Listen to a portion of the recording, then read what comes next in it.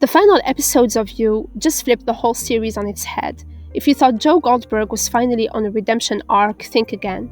The season gave us justice, revenge, and the full collapse of a man who spent way too long hiding behind a fake moral compass. By episode 9, Bronte is already suspicious, and when she runs into Mooney's, she finds Kate dead and Joe barely alive. She almost walks away, almost lets the fire eat him alive, but something stops her. Not love, not even sympathy. It's the need for closure, for justice. Joe proposes right then and there, and she says yes, not because she believes in him, but because she's ready to end his story her way. While Joe believes he's found a soulmate in her, someone who understands his twisted logic and loves him anyway, Bronte is playing a longer game. Her yes to his proposal wasn't surrender, it was strategy.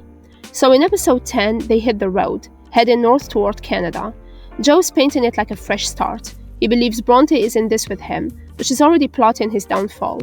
She's playing the long game, waiting for the right time to pull the trigger.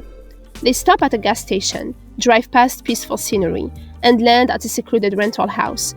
Joe is convinced Bronte is his redemption arc, but Bronte knows better. She's not there for love, she's there for justice.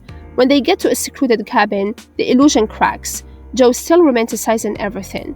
Their fake names, the future, the lake, but Bronte keeps pushing, trying to get under his skin. She wants to know how his story really ends. Eventually, things come to a head. They're out on the lake, and after a moment of fake peace, Bronte pulls a gun on him. She demands answers. Beck, Marianne, Nadia, Kate. She wants the truth. Joe spins his usual web of excuses, calling himself a victim of love, saying he did it all to protect. But Bronte sees through him. She calls him out for everything he is. A narcissist, a manipulator, a killer. Joe tries to twist it, tells her she's just like him, that she needs him, that she won't survive without him, but the act is over. Bronte's done playing along. Then comes the breakdown. Joe finally talks to his son Henry, and it's not the emotional reunion he imagined. Henry calls him a monster. That moment shatters Joe. For the first time, he sees the version of himself everyone else has been seeing all along.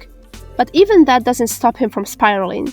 Joe lashes out, and a fight breaks out between him and Bronte. Brutal, messy, and exactly what you'd expect from two people with this much history and pain between them. Joe tries to kill her. He even admits to breaking her ankle earlier, just to keep her close. That pretty much tells you everything you need to know.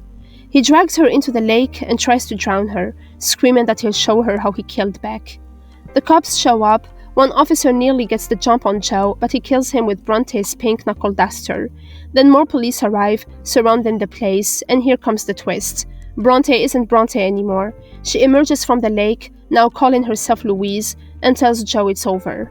Joe begs her to finish him off. He wants her to kill him, to end the story, but Louise says no. She refuses to let him escape that easily. He's going to live, rot in a cell, and face every ugly truth he spent his life avoiding.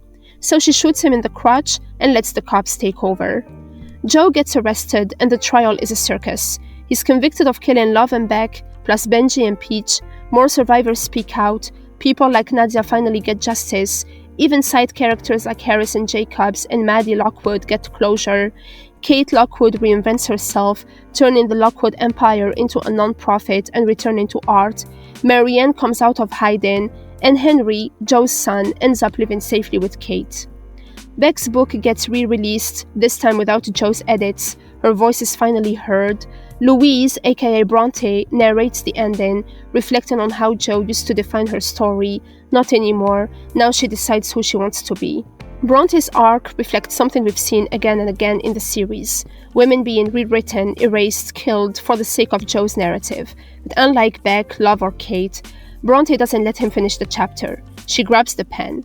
By refusing to kill him, she breaks the cycle. She doesn't give Joe the dramatic, romanticized ending he craves. Instead, she forces him into something far more devastating: irrelevance.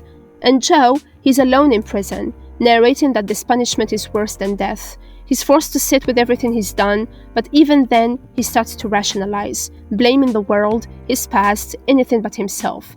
Then he gets a fan letter, a woman fantasizing about him. And just like that, the cycle threatens to start again.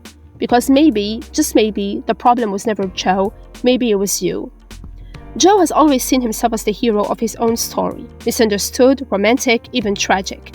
But by the end, the illusion completely collapses.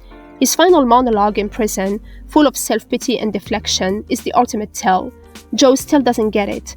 Even after everything, he wonders if he's really to blame or if society is the problem. And then comes the letter, a fan echoing the same delusions he once spun. It's a haunting reminder that the cycle of toxic masculinity and romanticized violence doesn't end with Joe. It evolves, it multiplies, and it finds new hosts. The show ends not with Joe's death, but with his irrelevance. He's no longer powerful, no longer mysterious. He's just another predator behind bars, becoming the very kind of man he used to stalk.